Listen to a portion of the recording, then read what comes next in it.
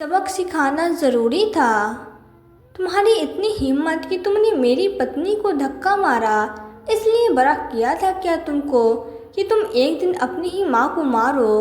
तुम्हारी माँ से पहले यह मेरी पत्नी है, समझे।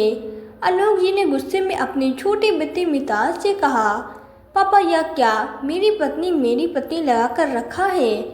आपकी पत्नी कोई अनूठी या हूर परी नहीं है। जब से आई है एक ही रट लगा कर रखी है कि इस घर में हिस्सा नहीं देंगे।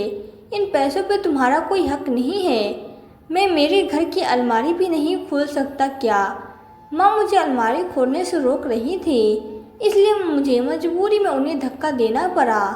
आखिर इस घर पर हमारा भी अधिकार है। छोटा बेटा मिताज अपने पिता आलोक जी से बोला।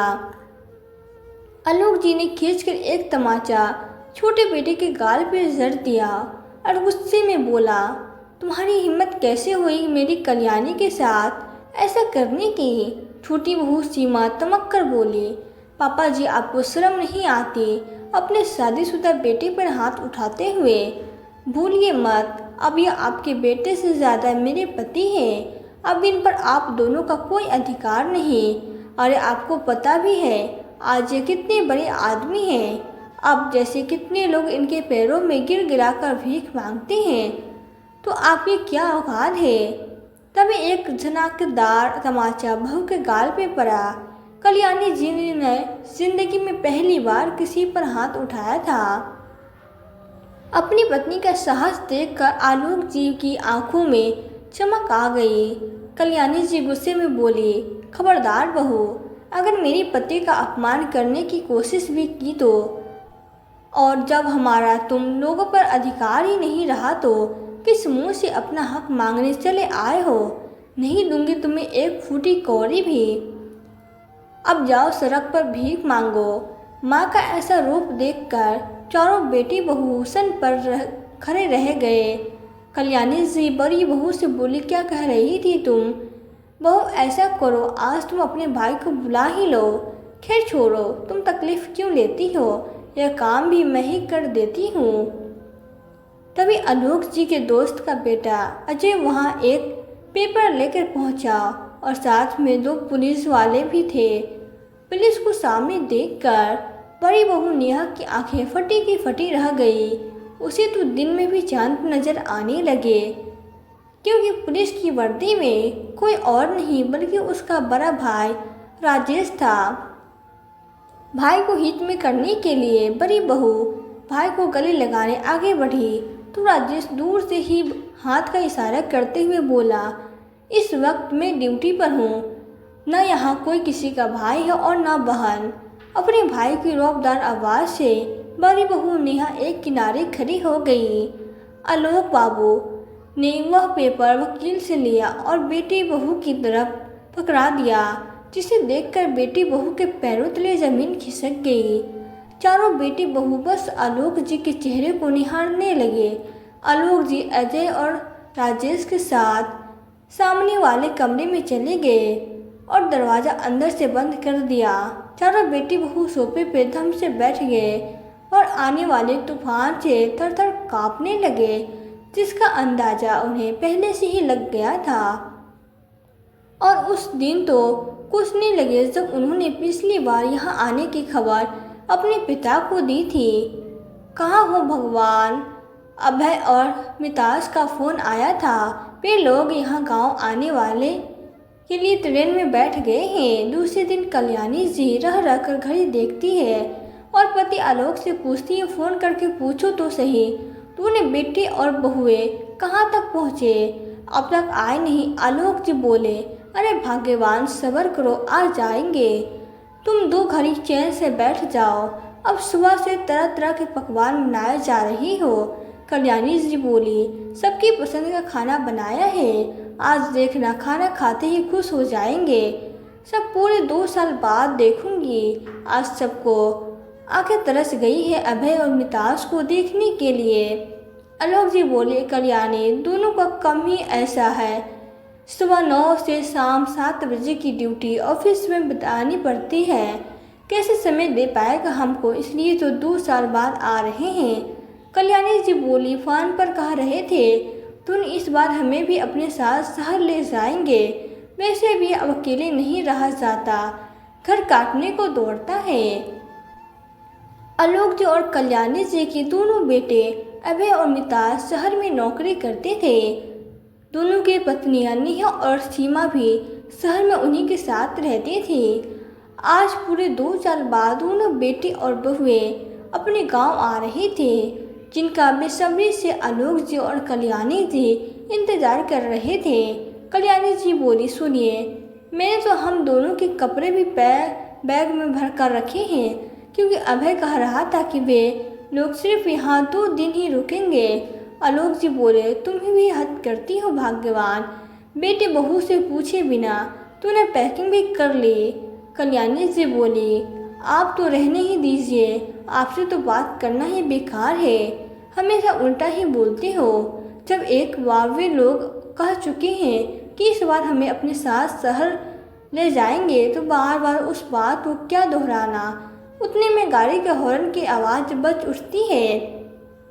कल्याणी जी और आलोक जी खुश होकर बाहर बेटी बहू के स्वागत के लिए जाते हैं। आलोक जी और कल्याणी जी को देखकर बेटी बहू उनके पैर तक नहीं छूते हैं। कल्याणी जी मन ही मन सोचती है, बेचारे बहुत थक गए होंगे, इसलिए पाँव छूना भूल गए। चारों अंदर आकर फ्रेश होते हैं और फिर खाना खाने बैठते हैं। छोटा बेटा मिताज खाना खाते खाते बोला, वह माँ, तुम्हारे हाथों में आज भी वही स्वाद है तो सालों पहले हुआ करता था। कुछ भी कहो माँ, सीमा तुम्हारे जैसा खाना कभी नहीं बना सकती। सीमा एक पल गुस्से में मिताज को देखती है और सभी हंस पड़ते हैं। थोड़ी देर सभी लोग बातें करते हैं और फिर बाद में बेटे बहू अपने अपने कमरे में आराम करने चले जाते हैं। शाम को कल्याणी जी सभी के लिए चाय बनाकर लाकर देती है। तभी अभय मिताज से कहता है, मिताज, परसों शाम की टिकट बनवा देता हूँ हम चारों के वापस जाने की। मिताज भी सहमति दे देता है। कल्याणी से बोला, बेटा, इस बार तो तुम मुझे और तुम्हारे पापा को भी साथ ले जाने वाले थे ना। इतने में अभय की पत्नी नेहा बोले, मम्मी जी, अभी तो हमने नया फ्लैट लिया है, अभी तो फ्लैट में काम करवाना भी बाकी है। कल्याणी जी बोली, अरे कोई बात नहीं, इतने दिन हम मिताज के घर रह लेंगे। मिताज की पत्नी सीमा बोली, मम्मी जी, आप तो जानती हैं और मैं मिताज सुबह ऑफिस के लिए निकल जाते हैं और फिर देर रात को घर आते हैं। अभी हमारी इतनी इनकम भी नहीं कि हम कुक और मेड लगा सके। मेरे घर में तो राशन का भी सामान जमा नहीं रहता और ऐसे में आप बूढ़े लोगों के खाने पीने का ध्यान मैं नहीं रख पाऊंगी। हम दोनों तो कुछ भी खाकर गुजारा कर लेते हैं, मगर आप लोगों को तो कुछ भी नहीं खिला सकते हैं ना। अभय और मिताज ने भी अपनी पत्नियों की बात में सहमति दिखाई और बोले, मम्मी जी, पापा जी, अभी हम लोग खुद ही वहाँ सेट नहीं हुए हैं, ऐसे में आप लोगों को वहाँ ले जाकर कोई मतलब नहीं है। यह सब सुनकर कल्याणी जी तो रोने ही लग गई और बोली, बेटा, तुम लोगों के बिना मेरा यहाँ दिल ही नहीं लगता है, खाली घर मुझे काटने को दौड़ता है। हम दोनों बूढ़े तो बस तुम लोगों के साथ रहना चाहते हैं। अभी तो शरीर में इतनी ताकत है कि मैं घर का सारा काम भी कर सकती हूँ। उनकी बात सुनकर बेटी बहुओं ने कोई प्रतिक्रिया नहीं दी। नेहा अपने कमरे में जाकर अभय से बोली, तुम्हारी माँ तो पीछे ही पड़ गई है शहर आने के लिए, मगर मैं कह देती हूँ मुझसे इनकी सेवा चाकरी नहीं होगी। तुम तो जानते हो वहाँ अकेले हमारी कितनी अच्छी लाइफ है। अभय बोला, हाँ तो मैं भी कौन सा उन्हें अपने साथ शहर ले जा रहा हूँ। दूसरी ओर सीमा भी मिताज से बोली, यह दोनों गांव में रह वही अच्छा है, वरना वहाँ आकर हमारी ज़िंदगी में इंटरफेयर करने लगेंगे। मिताज बोला, डोंट वरी यार, हम दोनों की इतनी सारे शौक़ हैं कि हमने हमारा ही खर्चा उठा जाए, वही बड़ी बात है। इन दोनों को वहाँ ले जाकर मुझे अपना खर्चा नहीं बढ़ाना। दरअसल बेटे बहू उन लोगों को अपने साथ शहर ले ही नहीं जाना चाहते थे। अपनी आज़ादी भरी ज़िंदगी में वे लोग कोई खलल नहीं चाहते थे। जब चाहे मर्जी से पार्टी करना, बाहर घूमने जाना, रात को देरी से घर आना, ये सारे शौक वे लोग शहर में आराम से कर रहे थे। मगर माँ पिताजी को यही बताते कि वे लोग अभी सेट नहीं हैं, ताकि वहीं उन्हें माँ पिताजी को शहर न ले जाना पड़ जाए। 2 दिन बाद बेटी और बहू के शहर वापस जाने का समय आ गया। कल्याणी जी की तो आंखों में आंसू थमने का नाम ही नहीं ले रहे थे। वे फिर से एक बार बोली, मैंने तो हम दोनों के कपड़े का भी बैग पैक कर रखा था। अभी माँ की बात को काटते हुए बोला, माँ अब हमें जाने दो, या क्या जाते वक्त रोना धोना लगा कर रखा है। पीछे पीछे राहुल बोला, हाँ माँ, आप लोग शांति से यहाँ रह, वैसा ही शहर जीवन आप लोगों के लायक नहीं है। कहकर वे लोग स्टेशन जाने गाड़ी में बैठ गए। आलोक जी तो सब कुछ समझ चुकी थे, मगर नहीं समझी तो वह कल्याणी जी थी। थोड़ी देर में बोली, सुनिए, घर बिल्कुल खाली खाली लग रहा है। बेटे बहू बिना बिल्कुल अच्छा नहीं लग रहा है। और फिर से जोर जोर से रो पड़ी। आलोक जी कहना चाहते थे, कल्याणी अब तेरे बेटे बहू बदल चुके हैं। वे हम दोनों बूढ़ों को अपने साथ नहीं रखना चाहता। बात करना। चौधरी मगर कल्याणी जी को लगातार रोते देख वे कुछ नहीं बोले। अब कल्याणी जी खोई खोई सी रहने लगी। खाना भी ढंग से नहीं खाती थी। उनके चेहरे की झुर्रियाँ और अधिक गहरी हो चुकी थी। आलोक जी कल्याणी जी को बहुत समझाने का प्रयत्न भी करते, मगर कल्याणी जी की आंखों पर तो बेटी बहू की मुंह की अंधी पट्टी चढ़ी हुई थी। इसलिए कल्याणी जी अब बीमार रहने लगी थी। एक रोज कल्याणी जी अपने बरामदे में बैठी हुई थी कि उन्हें बाहर से आवाज़ आई, सारिया ले लो। सारिया। कल्याणी जी ने नज़र उठाकर देखा तो एक बुढ़ी महिला करीबन 70 साल की होगी वो सारिया बेच रही थी। उसके चेहरे पर एक मुस्कुराहट लगातार दिख रही थी। उसे देखकर मानो एक ऐसा लग रहा था जैसे वो अपनी ज़िंदगी से बहुत खुश हो। कल्याणी जी ने उसे बुलाया और सारिया देखने लगी। कल्याणी जी बोली, अब इस उम्र में भी घर घर जाकर सारिया क्यों बेच रही है? क्या आपका कोई नहीं है इस दुनिया में? वृद्ध महिला पहले तो हंसी, फिर बोली, बहन, मेरे 4 बेटे हैं जो शहर में रहते हैं। अपना पेट पालकर उन्हें पढ़ाया लिखाया, शहर में नौकरी लगाते ही उनकी शादियाँ भी करवाई, मगर अब चारों में से किसी के घर में मेरे लिए कोई जगह नहीं। पति का साथ भी जवानी में ही छूट गया था। ऐसे नालायक बेटों पे आश्रित रहने से बेहतर मैंने छोटा ही सही मगर अपना व्यवसाय शुरू किया। घर घर साड़ियाँ बेचने जाती हूँ, उससे मेरा खर्चा भी निकल जाता है और 4 लोगों से मिलकर थोड़ा हंस बोल लेती हूँ तो दिल को भी सुकून मिल जाता है। कल्याणी जी को इस बुद्ध महिला की बात सीधे दिल पे लग गई। वो सोचने लगी, दोनों बेटे और बहुएं ने वापस शहर जाकर मुझे फ़ोन तक नहीं किया, जबकि वो लोग मुझे वहाँ देखकर गए थे कि मेरा उन लोगों के जाने के कारण रो रो कर बुरा हाल है। मुझसे तो यह वृद्ध महिला बेहतर है जो बेटों को भुलाकर अपना जीवन यापन कर रही है। बस उसी क्षण कल्याणी जी ने भी कठोर फैसला लिया कि वह ऐसे बेटे बहू के लिए आंसू नहीं बहाएगी जिन्हें उनकी बिल्कुल भी चिंता नहीं है। आलोक जी घर लौटे तो देखा कल्याणी जी ने आज उनकी मनपसंद का खाना बनाया था और वे बोली, आप मुझे कटपीस के टुकड़े ला कर देंगे? मैं अपना खुद का व्यवसाय शुरू करना चाहती हूँ। सिलाई कढ़ाई में तो मैं कल्याणी जी बचपन से निपुण थी। आलोक जी को कल्याणी जी को खुश देखकर बहुत खुशी हुई और वे बोले, कल्याणी, तुमसे यह बदलाव कैसे आया? कल्याणी जी ने उस बुद्ध महिला से मिली सीख रामचंद्र जी को बतलाई। जब आलोक जी बोले, कल्याणी, मैं तो यह बात पहले समझ चुका था, जो बात तुम्हें देरी से समझ आई क्योंकि तुम बेटी बहू के मुंह में अंधी हो चुकी थी। खैर, देर आए दुरुस्त आए, कहकर वे कल्याणी जी के लिए कटपीस के टुकड़े लाने चले गए। यह कल्याणी जी ने सिलाई कढ़ाई कर अपने हुनर को अपना हथियार बना लिया और धीरे धीरे उनका व्यापार जोरों से चलने लगा। कल्याणी जी अब अपने व्यापार में इतनी व्यस्त हो गए थे कि उन्हें बेटी बहुओं को याद करने का भी समय नहीं मिलता था। वहाँ शहर में अभय मितास और उनकी पत्नियां आज मिले तो मितास बड़े भाई अभय से बोला, भैया रोज यह 907 की नौकरी करके थक गया हूँ और महीने भी वही नॉर्मल सैलरी, जिससे अब गुजारा भी नहीं होता। अभय बोला, मितास तूने तो मेरे मुंह की बात छीन ली, मेरा भी कुछ यही हाल है। मैं भी यही सोच रहा हूँ, क्यों ना हम दोनों मिलकर कोई व्यवसाय करें जिससे आमदनी बढ़ सके, मगर व्यवसाय करने पैसे चाहिए होंगे, वो कहाँ से लाएंगे। मितास की पत्नी सीमा बोल, अरे गाँव में आपके माँ पिताजी इतने बड़े घर में रह रहे हैं, वो घर कब काम आएगा। उस घर को बेच देते हैं, उससे जो पैसा आएगा उससे आप लोग नया व्यवसाय शुरू कर सकते हो। अभय और मितास को यह भी तरकीब सही लगी। वे सभी लोग गांव पहुंचते हैं।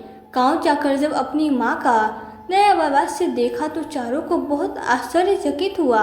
अभय की पत्नी नेहा बोली, अब हम लोग यहाँ से गए तो बुढ़िया ऐसे रो रही थी जैसे हमारे बिना मर ही जाएगी, और यहाँ देखो तो अपना नया कारोबार कैसे जमा कर बैठी है। सीमा बोली, चलो बुढ़िया के पैरों में से गिर जाते हैं, शायद बुढ़िया हमें माफ़ कर दे। कल्याणी जी पीछे से अपनी बहुओं की बातें सुनकर बोली, इसकी कोई ज़रूरत नहीं, और हाँ तुम लोग चिंता मत करो, अब तुम्हारे साथ शहर आने वापस रहूँगी नहीं। शायद उस वक्त मैं तुम लोगों से कभी दूर नहीं होना चाहती थी, इसलिए तुम्हारे सामने गिड़गिड़ा रही थी, मगर तुम लोगों ने मुझे उस व्यवस्था में छूटकर जिंदगी का नया पाठ सिखा दिया। अभय और मितास बोले, माँ दरअसल हम अपना व्यवसाय शुरू करना चाहते हैं जिसके लिए पैसों की ज़रूरत है। अगर आप कल्याणी जी बीच में ही बात काट कर बोले, आज वापस 2 साल बाद तुम लोग गांव आए हो, बीच में तुम लोगों को हमसे फ़ोन पर बात करने का समय नहीं था, मगर आज पैसे मांगने मुंह उठाकर चले आए। तुम जैसे नालायक बेटों की हमें कोई ज़रूरत नहीं, तुम लोग जैसे आए हो वैसे ही वापस चले जाओ। मेरे पास तुम्हें देने के लिए अब ना तो घर है, ना पैसे हैं, और न ही माँ की ममता है। आलोक जी बोले, कल्याणी बिल्कुल सही कह रही है, तुम लोग वापस यहाँ से चले जाओ, हम समझेंगे कि हमारे कभी बेटे थे ही नहीं। उतने में आलोक जी को उनका नौकर चंदू पुकारता है। बड़ा बेटा अभय माँ कल्याणी जी से बोला, क्या कहा चले जाए, कैसे बातें चले जाए। मम्मी, इस घर पे हमारा भी अधिकार है, इस घर में हम हमारा हिस्सा लेकर ही रहेंगे। अभय की पत्नी नेहा बोली, बिल्कुल सही कह रहे हैं आप, अभी मेरे भाई राजेश को बुलाती हूँ और इन बूढ़ों को घरेलू हिंसा का इल्ज़ाम लगा देती हूँ, फिर देखती हूँ कैसे हमें घर से हिस्सा नहीं देते। यह लोग छोटा बेटा मितास जबरन अलमारी की चाबी देखकर अलमारी खोलने का प्रयास करता है। उतने में कल्याणी जी आकर उसके हाथ से चाबियां का गुच्छा खींचती है और मितास उनको धक्का दे देता है। आलोक जी यह देखकर तमतमा उठते हैं और मितास को एक थप्पड़ जड़ देते हैं। आलोक जी और कल्याणी जी पहले ही वकील अजय और राजेश को सब बता चुके थे, इसलिए उन्होंने उन दोनों को बुरा लिया। अजय ने जो पेपर बेटी बहुओं को पकड़ाया था उसमें साफ लिखा था कि जो बेटे बहुए माता पिता की सेवा नहीं करते उनका माता पिता की प्रॉपर्टी पर भी कोई हक नहीं होता। थोड़ी देर में दरवाज़ा खुला और आलोक जी, अजय और राजेश बाहर आए। नेहा का भाई राजेश बोला, अगली दफ़ा तुम चारों में से किसी ने भी आलोक जी और कल्याणी जी को परेशान करने की कोशिश की तो तुम चारों को गिरफ्तार कर लिया जाएगा। और नेहा, तुम वह मायके में भी अपनी भाभी को परेशान करती थी, जिस वजह से मम्मी पापा ने तुम्हारी शादी जल्दी करवा दी थी।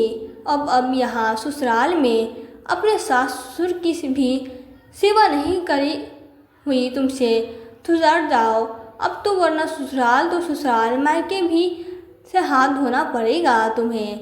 अभी मितास और इनकी पत्नियां आलोक जी और कल्याणी जी से माफ़ी मांगते हैं, मगर आलोक जी और कल्याणी जी उन्हें माफ़ नहीं करते और सभी बेटे बहुए इतना सा मुँह लेकर वापस शहर चले जाते हैं। दोस्तों, माता पिता अपने बच्चों से निस्वार्थ प्रेम करते हैं, मगर वही बच्चे बड़े होकर माता पिता की प्रॉपर्टी और पैसों से तो प्रेम करते हैं, मगर अपने माता पिता से नहीं। आखिर क्या माता पिता का प्रेम उनके लिए कोई मायने नहीं रखता है? जो माता पिता अपने दोनों बेटों को पालकर एक साथ बड़ा करते हैं, क्यों बड़े होकर वही बेटे दोनों के अलग अलग घर में भी अपने माता पिता को नहीं पाल पाते? दोस्तों, आपको आज की वीडियो कैसी लगी? वीडियो पसंद आई हो तो वीडियो को लाइक कर दें। चैनल को और ऐसी कहानियाँ सुनने के लिए हमारे चैनल सानिया फर्स्ट स्टोरी को सब्सक्राइब जरूर करें। मिलते हैं फिर नई वीडियो में नई कहानी के साथ। धन्यवाद।